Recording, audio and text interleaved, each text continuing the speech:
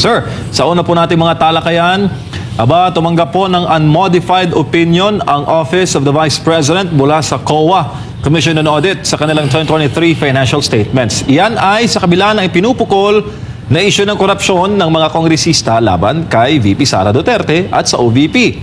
Sa report po ng COA, ang mga financial statement ng OVP ay maayos pong nagpakita ng financial position. Kabilang na dyan ang financial performance ng OVP, statement of cash flows, statement of changes in net assets and equity, statement of comparison ng budget at aktual na mga halaga para sa taong nagtapos. At kabilang ang buod ng mga halagang accounting policies alinsunod sa International Public Sector Accounting Standards. Ibinibigay ng COA ang unmodified opinion kapag ang financial statement ay inihanda ng maayos at naaayon sa mga pamantayan ng Financial Reporting Framework. Ngayon, ang tanong, ano kayang magiging epekto nito, Attorney Sal, sa mga pinipilit na issue ng umunoy irregularidad sa paggamit ng confidential funds ng Vice Presidente? Unang-una, yan ay isang sampal sa mga nag-iimbestiga sa Kongreso. Pangalawa, it validates pinatutuhanan na hindi dapat sila nag-imbestiga dyan sa bagay na yan. Kasi nga, mulat sa pool sinasabi na natin at ni VP Sara na yung notice of disallowance na inilabas ng COA ay hindi pa pinal. Ang problema nga, the political agenda is to remove her from office. And not only that, to disqualify her. So they have to either, yung mga kalaban niya sa politika will have to destroy her politically, remove her from contention in 2028, or physically eliminate her. Yan ang katotohanan niya. Wala naman daw binanggit, attorney, komento ng mga kongresista na yung komento na iyon ng COA ay patungkol sa confidential and intelligence funds. Hindi na nakaspecify. General, pondo ng OVP pinag-uusapan. Kasama yun. Nag-ano lang, nagtatanga-tangahan lang yun. Patunay lang din ba ito, attorney, na dapat nang itigil ng Kamara ang kanilang mga investigasyon? In the first place, hindi dapat sila nag-imbestiga. Samantala, sinampahan ng panibagong impeachment, ikalawang impeachment case si VP Sara sa Kamara at ang nag-file mga kaliwang grupo. Sa kanilang reklamo, isinalay nila yung issue ng betrayal public trust dahil sa munay maling paggamit ng confidential funds ng OVP at DepEd.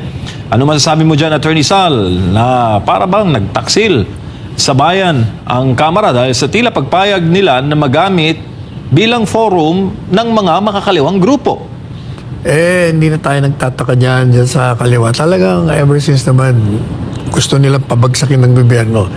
At naman Kamara de Representante, in fairness to it, hindi mo naman maaaring pigilan kung sino na nag-file. Ang mahalaga dyan compliant ka doon sa rules. Pero ang katotohanan pa rin, merong lihim, hindi hayag, lihim na sabwatan ang kaliwa, ang tawag doon, dilaw o pink, at ang mga kaalyado ng administrasyon upang ang political agenda ay mapatupad nila, sirain politika o mawala ka na dito sa mundo. Yan naman talaga ang agenda. At saka may mga retirado, Attorney Sal, na mga nagsilbi sa PNP at AFP na pumalag dahil nga binigyan ng forum. Kasi kung meron nakakilala sa mga makakaliwa, lalo na yung mga legal front, ito mga pulis at mga sundalo, lalo na yung mga general. Bakit raw binibigyan ng forum, Attorney Sal? Hindi naman daw yun tama dahil malinaw na ito yung mga kalaban ng pamahalaan. Anong klaseng palag? Palag sa salita? Sa Facebook, sa Facebook post. Wala yan. Pag pumalag kayo, yung totoong palag. Samantala, Attorney Sal, sa ilang komento ng ating mga kababayan sa social media, tila binigyan daw ng platform ng gobyerno mga kaliwa na halos 5 dekada ng kalaban. Tanong, hahayaan ba daw natin ang mga komunista na maghari o maghari-harian? At tingin mo ba nasayang yung efforts ng Duterte administration kontra CPP, NPA, NDF?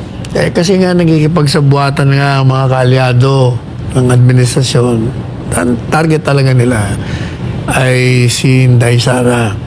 Ganyan talaga. The enemy of my enemy is my enemy. Kaya may common enemy sila ngayon si Inday Sara. nag-iisa maliban sa ang Inday Sara, ang nasa likod niya ay ang taong bayan. Sila naman nagsama-sama, mga grupo-grupo lang sila. Hindi sila kumakatawan sa sambayan ng Pilipino. Oo, kahit na minsan, Attorney Sal, nasakay ako ng taxi, natanong ko kung ano ang sapantahan nila sa mga issue. Sabi. Nakikita nila, Attorney Sal, na may pagtataksil sa parte ng mga taga-administrasyon. Dahil nakita nila na nagamit ang bise nung nakaraang eleksyon. At ngayon, ang balik, ikasamaan. Ordinaryong Attorney Sal, mga nagkukomento, nagbibigay ng kanilang opinion at kuro-kuro. Oo, ganyan talaga. Kahit siya pupunta ka sa palengke, mga tricycle drivers, ganyan din ang mga usap-usapan. Talagang ayaw nilang ginagawa ng mga kaalyado ng administrasyon na gustong patumbahin ang BP Sara. Sa kabilang banda naman, Attorney, nagpalabas po ng anunsyo ang Iglesia ni Cristo o INC na magkakasa sila ng mga malawakang pagtitipon o rally bilang pagkontra sa impeachment complaint laban kay VP Sara Duterte. Suportado doon nila ang mga naunang pahayag ni Pangulong Bongbong Marcos na aksaya lamang ito ng panahon. Ano ang posibleng mangyari kung ipipilit ang impeachment at kung hindi ito aaksyonan ng Kamara? Unahin natin, Attorney Sal, kung ipipilit yung impeachment, may mga rallying gagawin ang INC. Sama tayo dyan. Tama ang posisyon ng INC dyan. Na nagsalita na ang presidente, ba't di niyo sinusunod? Kaya kailangan, kasi tama rin ang sinasabi ng Presidente Marcos Jr. Sabi niya, huwag niyo nang ituloy yan. Huwag na kayo manghahin ng impeachment.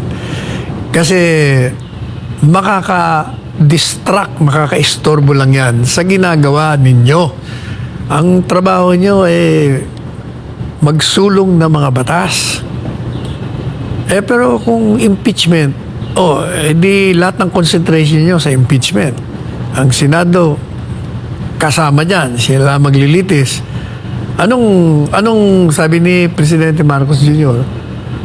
Anong tulong?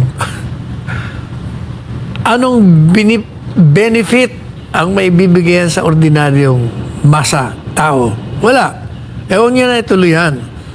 Tama ko yung sinasabi niya. Ang problema dyan is, ang kalakaran pampolitika sa kasaysayan ng ating bansa, lahat na presidente, maliban kay Presidente Duterte, kung ano ang gusto niya at kung ano ang ginagawa ng Kongreso, alam ng presidente at hindi po pwedeng hindi siya papayag. Yan ang realidad.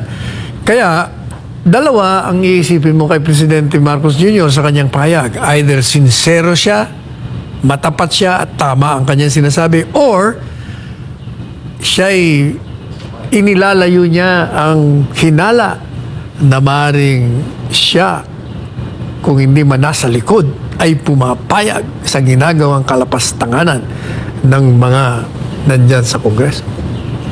At dapat makinig ang Kamara sa Presidente. Pero paano yun, Attorney Sal? Sinasabi ng mga kaliwa, ba't mo kami dinidiktahan, Ginoong Pangulo? Iba naman ang trabaho mo sa executive, iba naman kami sa legislatura. Anong masasabi mo doon, Attorney Sal? Hindi man siya nagdidikta. Nga sinabi ko, either matapat yan or para ilayo ang hinala sa kanya. Pangalawa, ang Pangulo ang puno ng Estado, head of state. Kaya pag nagsalita yan, dapat yung mga kapwa-sangay niya, kung hindi naman illegal ang kanyang sinasabi, at hindi illegal ang sinasabi niya, nagmumukaya lang nga siya, nagbibigay siya ng kadahilanan, dapat pakinggan at makisama, sumunod. Sapagkat siya ang head of state otherwise, useless kang head of state. Sabi ng isa sa mga nagko-comment dito, mukhang ang corona daw, Attorney Sal, ay gawa sa papel dahil hindi sinusunod ang mandato ng presidente. Either that, or sabi ko nga sa'yo, either that, or kunwari lang, balat kayo pala ang buhay sa mundo. Yan. Mamili kayo kung anong gusto nyo. Dako naman tayo sa Senado. Duda ang isang lider ng Senado kung makakaya pa ba ng mataas sa kapuluan na magsagawa ng isang full-blown impeachment trial bago po ang halalan sa 2025. Kung bakit, yan ang tinutukan ni Troy Gomez.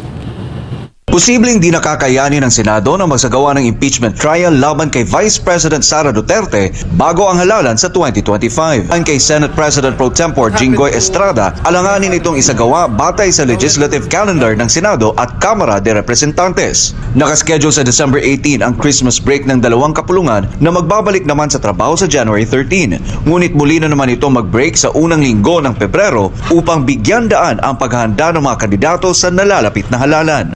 We will adjourn on December 18. We will resume on January 13. We will adjourn again first week of February.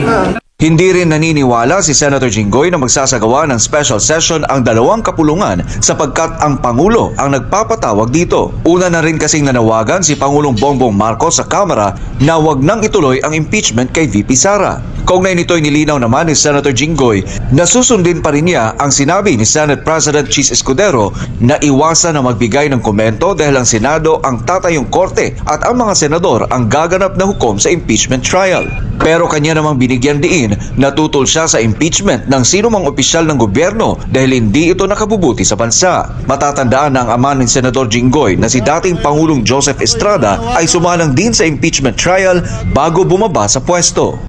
I had a previous statement before na I am against any impeachment cases. Kasi it will divide our country furthermore. Diba? What happened to when my father was impeached? When my father was impeached, gumanda ba buhay ng Pilipino? Kaya naman, kung natanggal yung matandang Marcos, gumanda ba? Lalo na, worsen. Hey, may mga tanong si Senator Jinggoy. Natanggal yung tatay niya, na-impeach, nagbago ba ang buhay? Yung matandang Marcos, napalitan sa pwesto, nagbago ba ang Pilipinas? Anong masasabi mo doon, sir? Nagbago. Nagkaroon ng bagong liderato. Hindi nagbago. Nakulong din siya. Hindi nagkaroon ng pagbabago buhay niya rin. Di ba? So, Meron ding pagbabago. Pero ang pinag-uusapan kasi, ang isang pamahalaan ay nilikha ng taong bayan upang, number one, bigyan mo siya ng proteksyon. Number two, pagsilbihan mo siya sa kanyang pangangailangan. Yan ang mahalaga. Kaya ang dalawang tungkulin ng isang pamahalaan na likha ng sambayanan, dapat gampanan nila. Otherwise, kung hindi nyo gagawin yan, ano pa ba ang gagawin ng taong bayan na lumikha sa inyo? O di tatanggalin kayo lahat.